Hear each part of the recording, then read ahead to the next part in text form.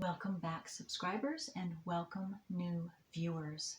And I want to thank each and every one of you who have subscribed and who like and share my videos, because that assists in getting this video and my whole channel out to each and every one of those of like you who are watching, who don't yet know I exist, and who are searching and seeking and needing and wanting this information. So thank you so much, each and every one of you. All right, today I have my South Node book, and this is the 8th viewer request, and I will be reading South Node in the 1st house, North Node in the 7th house.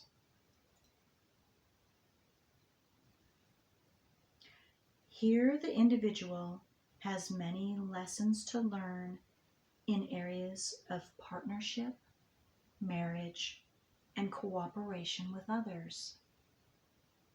In past incarnations, he had to account only to himself for all his thoughts and actions. Now, in the current life, his soul remembers all the individualism and independence he enjoyed. While he may pretend to be a good listener for the sake of society's acceptance, he rarely takes advice given to him. Instead, he spends most of his energy developing whatever abilities he has, while constantly seeking approval for the efforts he has made. Although he will be the last to admit it openly, he never quite notices others as much as himself. He has great appreciations about being outdone and will go far out of his way to secure for himself a position where his dominion will not be challenged. The rest of the horoscope shows strength. Then this is truly, if the rest of the horoscope shows strength, then this is truly the individual who wishes to be king of the mountain. Although his experiences in this incarnation teach him to sacrifice for others, he never truly sacrifices himself, for he has spent lifetimes building to a point where he has now become an independent spirit. He can relate to others so long as they don't shackle or bind his sense of freedom. If he feels someone close to him is inhibiting his self-expression, he will do all he can to extricate himself from the relationship.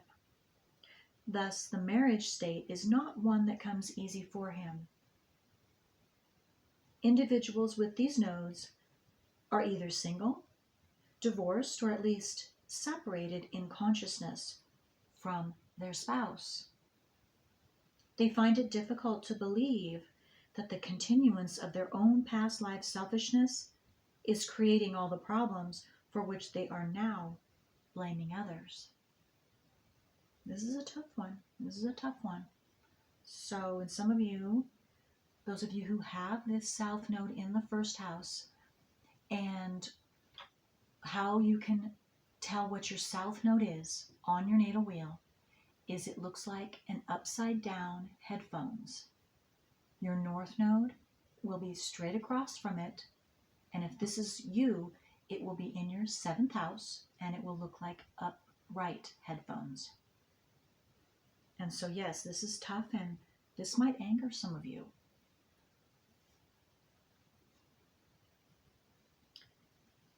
Hopefully you will continue listening, hopefully, because this is your personal work. Each and every one of us have our own personal work to do, and they're all tough.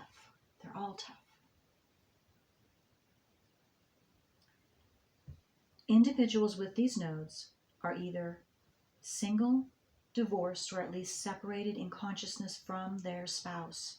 They find it difficult to believe that the continuance of their own past life selfishness is creating all the problems for which they are now blaming others. They must learn how to give with a whole heart rather than symbolically throwing a bone here and there just to keep the pack quiet. This individual is usually so out of harmony with himself as being part of a greater universe that he is prone to develop a chronic impairment or impediment, either physical or emotional, which he ultimately uses for sympathy. Okay, I'm going to read that one more time. That seems important. This individual is usually so out of harmony with himself as being part of a greater universe that he is prone to develop a chronic impairment or impediment, either physical or emotional, which he ultimately uses for sympathy. The last thing he is willing to accept is a sense of failure, for he constantly feels the need to prove his own self-sufficiency. Sometimes he is seen by others as a battler, well guarded against any threats to his ego. Since he truly doesn't like to be dependent on others, his loyalties are questionable.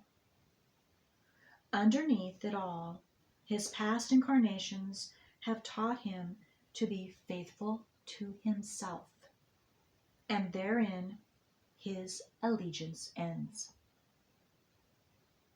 For those who wish to join him, he will be their patron, but rarely will he go out of his way to join them. He's a loner, conscious of his own unique individuality and proud of the ways in which he knows he can retain it. His karma is to learn considerations for others. For in his desire to be the center of attention, he projects himself as more important than he usually is, thereby shutting out the very love he claims he is being denied. I'm going to read that over again too. His karma is to learn consideration for others. For in his desire to be the center of attention, he projects himself as more important than he usually is, thereby shutting out the very love he claims he is being denied. Still, he desires to control others, and in this ability to control, he bases his security. And I need to say that whoever you viewers who are and subscribers who have this, who have and are listening to this would be why you're listening to this probably, unless you are a cross-watcher. This, and cross-watchers as well, I'm going to say this too as well.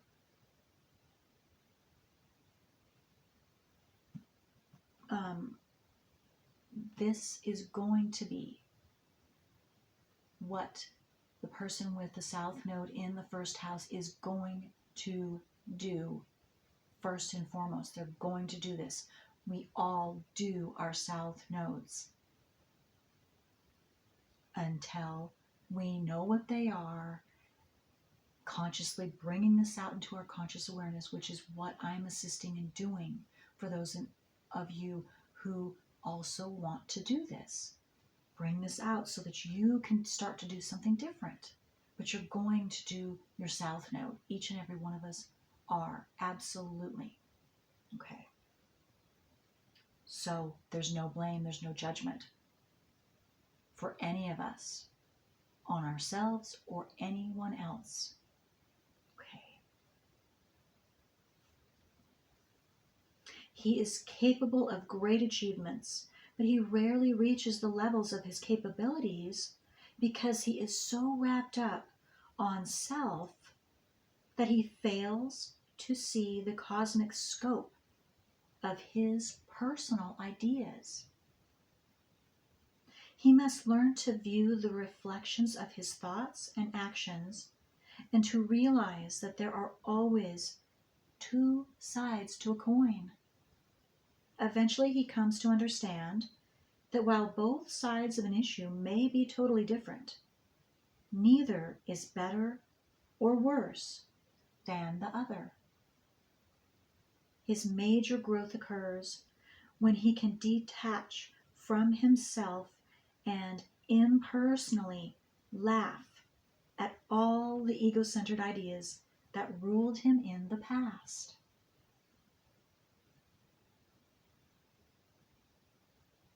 I'm going to restate that. His major growth occurs when he can detach from himself and impersonally laugh at all the ego-centered ideas that ruled him in the past. That's beautiful. He must ultimately come to the point at which he is willing to take all the power, strength, and confidence that his prior incarnations have built and give it away to others who need it more. Oh, that's beautiful. He must do this wholeheartedly without a sense of martyrdom, for if his giving becomes ego involved in any way, then he remains on his lonely island. But if his generosity is truly dedicated without pride in giving, then he has an infinite blessing to offer as he inspires confidence and strength in others. He can give others the will to live where there was none. He can make others aware of their own self-worth. But all the while, he is not to ask for anything in return, for if he learns to focus his energies on helping others, then he will be amazed to find how God, the universe, however you want to see that, gives, providing all his own needs. That is beautiful. That is beautiful. In this nodal position, there is a guaranteed built-in unhappiness every time he focuses his energies on himself. If married, he will have much to learn from his second child, as well as in his relationships with nieces and nephews. I'm going to read that again. That's interesting. If married, he will have much to learn from his second child, as well as in his relationships with nieces and nephews. That's interesting.